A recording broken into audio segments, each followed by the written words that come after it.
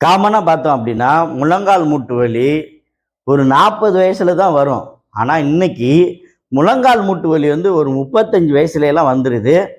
இந்த முழங்கால் மூட்டு வலி வந்துருச்சுன்னா, என்ன சிகிச்சை எடுத்துக்கிட்டா இந்த முழங்கால் மூட்டு வலிய வந்து உடனே, அதாவது ஒரே நாளில் கூட இந்த முழங்கால் மூட்டு வலியை சரி செய்து விடலாம்.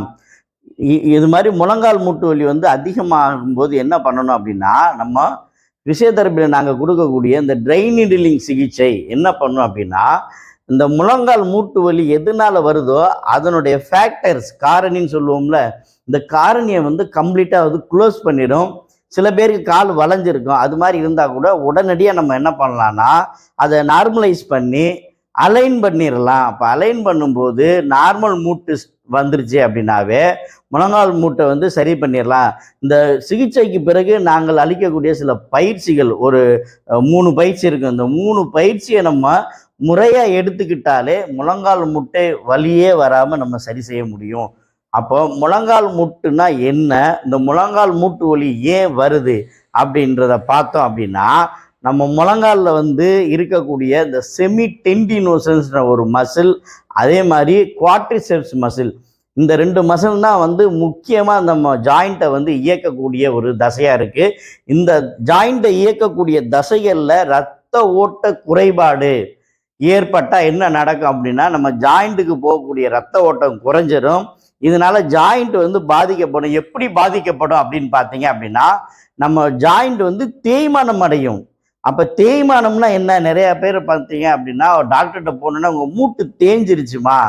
உடனே பயம் வந்துரும். "மூட்டு தேய்ஞ்சிருச்சா? அப்ப இனிமேல் எதையுமே செய்ய முடியாதா?" அப்படின்னு. மூட்டு தேய்மானம்னு எத சொல்றோம் அப்படின்னா, நம்ம மூட்டை சுத்தி இருக்கக்கூடிய இந்த ஆர்டிகுலர் கார்டிலேஜ், இந்த கார்டிலேஜ் வந்து என்ன ஆகும் அப்படின்னா, நம்ம அழுத்தத்தின் காரணமாக உடம்பு வெயிட் அழுத்தம் இருக்கலாம், இல்ல படிக்கட்டு அடிக்கடி ஏறுறவங்களா இருக்கலாம், இல்ல வெயிட் தூக்குறவங்களா இருக்கலாம்.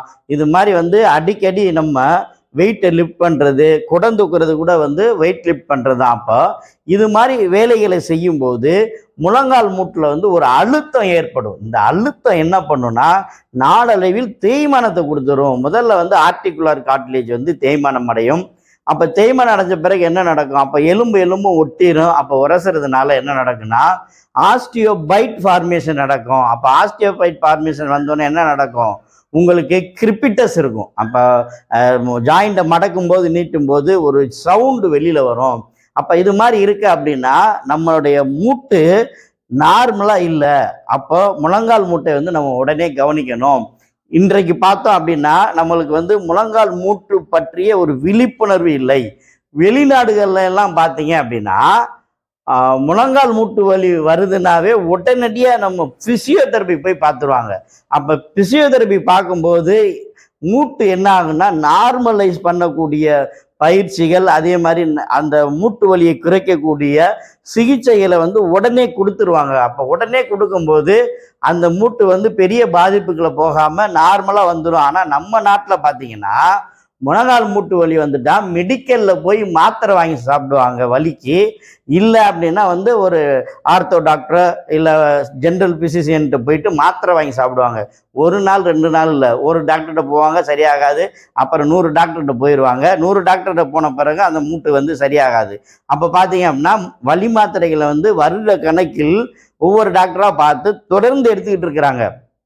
இப்படி வருட கணக்கில் முழங்கால் மூட்டுக்கு வந்து நம்ம ஸ்டீராய்டு மாத்திரைகளையும், அதே மாதிரி வலி நிவாரண மாத்திரைகளையும் எடுக்கும்போது நம்மளுடைய கிட்னி வந்து பாதிக்கப்படும். அதே மாதிரி இந்த ஸ்டீராய்டு மாத்திரையெல்லாம் நம்ம சாப்பிடும்போது என்ன நடக்குன்னா, நம்ம உடம்புல வந்து பிளட் சுகர் லெவல் வந்து கூடிடும். அப்ப பிளட் சுகர் வந்துட்டாவே ப்ரெஷரும் வந்துடும். அப்ப நம்ம என்ன பண்றோம் அப்படின்னா, ஒரு சின்ன கம்ப்ளைண்ட்டுக்கு போய் மருந்து மாத்திரை எடுக்க போயிட்டு, அது பெரிய பிரச்சனை பார்த்தீங்க அப்படின்னா, நம்ம உடம்புல உள்ள விசரல் ஆர்கான் பாதிக்கக்கூடிய லெவலுக்கு போயிடுறோம்.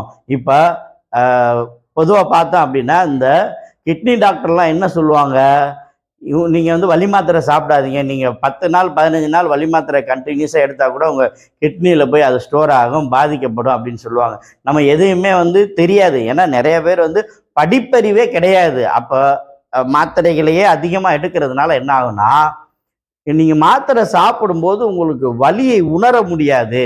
அதனால நம்ம நல்லா இருக்குன்னு சொல்லிட்டு நல்லா நடப்போம், நல்லா எல்லா வேலையும் செய்வோம், நல்ல வெயிட்லாம் தூக்குவோம். பார்த்தீங்கன்னா உள்ள மூட்டு தேஞ்சிக்கிட்டே வரும். ஒரு ஸ்டேஜில் வந்து மூட்டு வலி அதிகமாகிடும். மூட்டு வலியை வந்து நம்ம 3 வகையாக சொல்லுவோம். ஒன்று அக்யூட், அப்புறம் சப் அக்யூட், கிரானிக்னு சொல்லுவோம். காமனாக வந்து இந்த அக்யூட் சப் அக்யூட் மூட்டு பிரச்சனையை வந்து நீங்கள் ஃபிசியோதெரப்பி வந்தீங்கன்னா எப்படி இருந்தாலும் சரி பண்ணிடலாம். ஒரே ஒரு ட்ரை நீடிலிங் சிகிச்சை எடுத்துக்கிட்டு அதுக்கு பிறகு ஃபிசியோதெரப்பி தேவைப்பட்டாதான் ட்ரீட்மெண்ட். இல்லை அப்படின்னா நம்ம அந்த பயிற்சியை முறைப்படி செய்தாலே நிரந்தர தீர்வு. அதுவும் பார்த்தீங்கன்னா மூட்டே நார்மலாக வந்துடும். இப்போ மூட்டு வலி எப்படியெல்லாம் வர்றாங்க அப்படின்னு பார்த்தீங்கன்னா, மூட்டு தேய்மானம் மட்டும் கிடையாது, ஒரு சைடு வந்து பெண்ட் ஆகிருக்கும் மூட்டு. அது மாதிரி வரும்போது நம்ம நீடிலிங் போட்டு அந்த தசைகளை வந்து நார்மலைஸ் பண்ணி, காமனாக பார்த்தோன்னா செமி டெண்டினோசஸ் மசிலையும் குவாட்ரிசெப்ஸ், இந்த குவாட்ரிசெப்ஸ் மசிலையும் நம்ம நார்மல் பண்ணும்போது மூட்டுக்கு தேவையான ரத்த ஓட்டம் வந்து அருமையாக கிடைக்கும். ஃபிசியோதெரப்பியில் பார்த்தீங்கன்னா ஐசோமெட்ரிக் எக்ஸசைஸ்ன்னு ஒன்று சொல்லி கொடுப்பாங்க. அது எதுக்குன்னா ரத்த ஓட்டத்தை வந்து நல்லா கொண்டுட்டு போய் மூட்டுக்குள்ளே சேர்க்கறதுக்கு தான். நம்ம மூட்டு பார்த்தீங்க அப்படின்னா இந்த கார்டிலேஜினால தான் வந்து கவரேஜ் ஆகிருக்கு. அப்போ அந்த மூட்டு 2 மேல் எலும்பை கீழ் எலும்பை இணைக்கிறதுக்கு ஒரு கப்பு மாதிரி வந்து ஒரு மூட்டு இருக்கும். அதுக்கு பேர் என்னென்னா, அந்த எலும்புக்கு பேர் வந்து செசமாய்டு போனுன்னு சொல்லக்கூடிய பெட்டலோ. இந்த பெட்டலா வந்து என்ன நடக்கும் அப்படின்னா, சிலருக்கு அதிகமான அழுத்தம் கொடுக்க கொடுக்க என்ன நடக்கும்னா ரத்த ஓட்டம் போகாமல் சாஃப்ட் ஆயிரும். இது மாதிரி ஆகிறத வந்து பெட்டலோ ஃபெமோரல் பெயின் சிண்ட்ரோம்னு சொல்கிறோம். இது பார்த்தீங்கன்னா இந்த மாடிப்படிக்கட்டு அதிகமாக ஏறுறவங்க, அதே மாதிரி வந்து விளையாட்டே இல்லாமல் அதிகமான அழுத்தம் கொடுத்து மூட்டை யூஸ் பண்ணும்போது என்ன நடக்கும் அப்படின்னா இந்த மாதிரி பிரச்சனைகள் வரும். இது இப்போ பார்த்தீங்கன்னா பள்ளி குழந்தைகளுக்கும் இந்த மூட்டு பிரச்சனை வருது, கல்லூரி மாணவ மாணவிகளுக்கும் இந்த மாதிரி பிரச்சனை வருது. அப்போ ஒரு மூட்டு பிரச்சனைன்றது வந்து வயது வித்தியாசம் இல்லாமல் எல்லோரையும் பாதிக்கக்கூடிய ஒரு பிரச்சனையாக இன்னைக்கு வந்துகிட்டு இருக்கு. இந்த மூட்டு பிரச்சனையை வந்து நம்ம அலட்சியமே படுத்தக்கூடாது. உடனே வந்து ஒரு ஃபிசியோதெரப்பியை பார்த்து சரி பண்ணணும். இல்லை அப்படின்னா இது மாதிரி வந்து மூட்டுக்குன்னு பார்க்கக்கூடிய ஸ்பெஷலிஸ்ட்டு நாங்கள் என்ன பண்ணுறோம் அப்படின்னா இந்த நீடிலிங் சிகிச்சை மூலமாக மூட்டுக்கு என்ன மாதிரியெல்லாம் பாதிக்கப்பட்டிருக்கோ, என்ன மாதிரி உங்கள் மூட்டு வந்து அசைஞ்சிருக்கோ அது ஏற்ற மாதிரி அந்த மூட்டை சரி பண்ணிடுவோம். சில பேருக்கு பார்த்தீங்கன்னா முழங்காலில் ஏற்படக்கூடிய அழுத்தம் இடுப்புலையும் ஏற்பட்டு இடுப்பு வலியும் இருக்கும், முழங்கால் வலியும் இருக்கும். சிலருக்கு ஆங்கிள் ஜாயிண்டில் பரவிடும், ஆங்கிள் ஜாயிண்ட்டு அலைன்மெண்ட்டு மாறிடும். அப்போ நாளடைவில் என்ன ஆகும் அப்படின்னா அது ஹிப் ஜாயிண்ட்டையும் பாதிச்சிடும். இப்படி ஒவ்வொரு ஜாயிண்ட்டையாக பாதிக்கிற லெவலுக்கு நம்ம மூட்டை வந்து நம்ம விட்டுடுறோம். அப்போ ஆரம்பத்திலேயே இந்த முழங்கால் மூட்டு வலியை வந்து நம்ம கவனிக்கணும். அப்படி கவனிக்கும் போது தான் இந்த பிரச்சனையை வந்து நம்ம சரி பண்ணி நம்ம ஹெல்த்தியாக வாழ முடியும். நிறைய மக்கள் என்ன நினைக்கிறாங்க அப்படின்னா வாக்கிங் போனாவே மூட்டு வலி சரியாக நினைக்கிறாங்க. நீங்கள் வந்து நல்லா இருக்கும்போது வாக்கிங் போய் ப்ராக்டிஸ் பண்ணுறீங்க, ஒரு 21 வயசில் இல்லை ஒரு 30 வயசில் வாக்கிங் போயிட்டு ப்ராக்டிஸ் பண்ணிங்கன்னா உங்கள் மூட்டு ஆரம்பத்திலேயே ஒரு ஹெல்த்தியாக வர ஆரம்பிச்சிடும். அப்போ உங்களுக்கு எந்த தேய்மான பிரச்சனையும் வராது.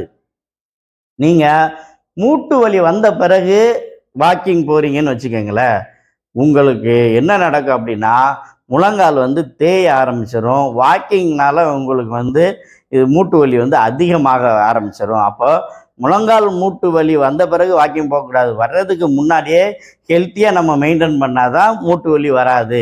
அப்போ இது மாதிரி வந்து சில பேர் என்ன பண்ணுவாங்கன்னா, நான் 5 கிலோமீட்டர் நடக்கிறேன், 10 கிலோமீட்டர் அவங்கள்ட்ட கேட்டிங்க அப்படின்னா முழங்கால் வலிக்குதுங்க, எனக்கு இப்போ இடுப்பு வலியும் வந்துருச்சு, இப்போ எல்லா வலியும் வந்துடும். அப்போ வாக்கிங்கிறதையும் வந்து லிமிட்டடாக தான் பண்ணணும். அதே மாதிரி மருத்துவர் அறிவுரையின்படி செய்கிறது ரொம்ப ரொம்ப நல்லது. அது மாதிரி ஃபிசியோதெரபி சொல்கிறத வந்து நம்ம கேட்டு வாக்கிங் போனோம் அப்படின்னா அதுதான் ரொம்ப பெஸ்ட்டு.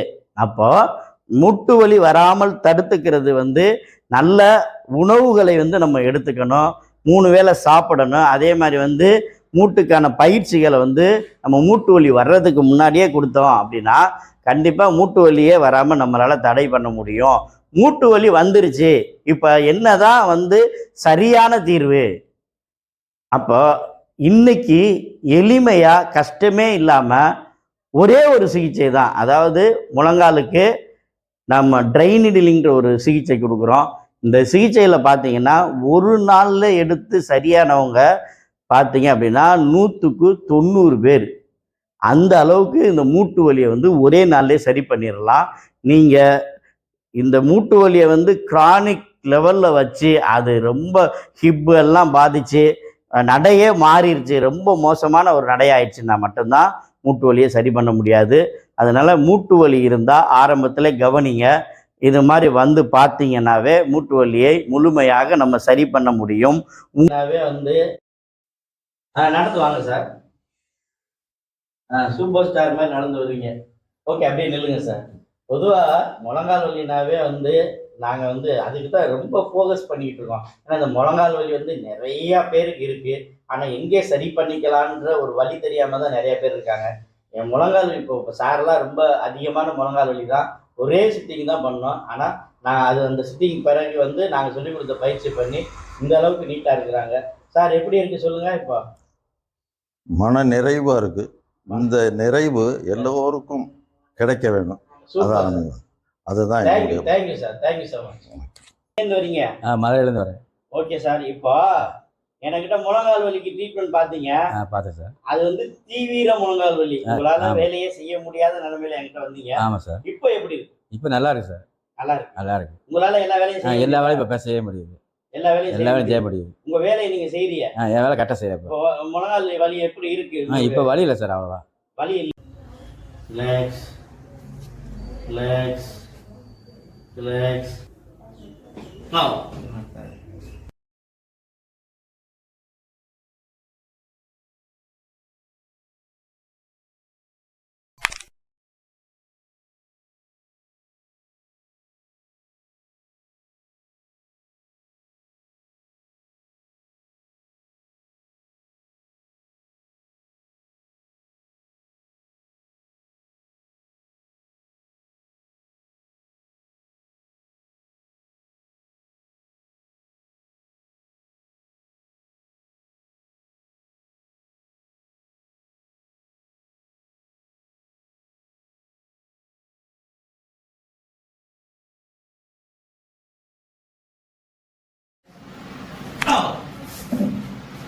எப்படி?